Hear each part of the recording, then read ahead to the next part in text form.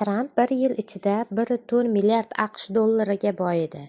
Assalomu alaykum kanalimiz kuzatuvchilari. Kanalda yangi bo'lsangiz obuna va like tugmasini bosishni unutmang.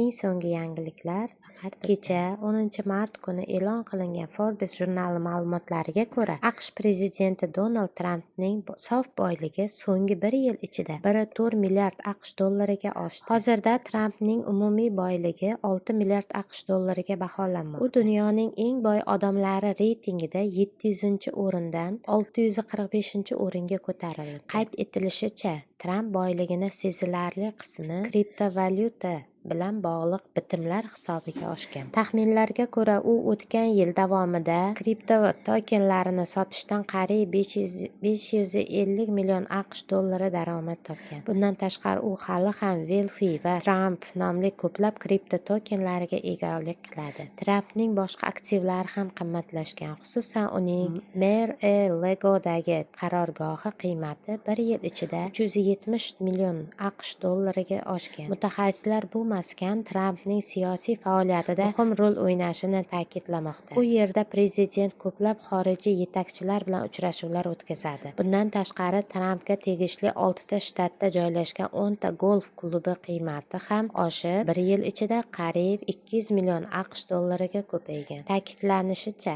agar kriptovalyutalar va Trump Media Technology Group aksiyalari narxi pasaymaganida, Trampning boyligi yanada ko'proq bo'lishi mumkin edi. Eslatib o'tamiz, avvalroq tadbirkor Ilon Mask ketma-ket 2-yili Forbes jurnali bo'yicha dunyoning eng boy odamlari yillik reytingida 1-o'rinni egallagani haqida xabar berilgan edi.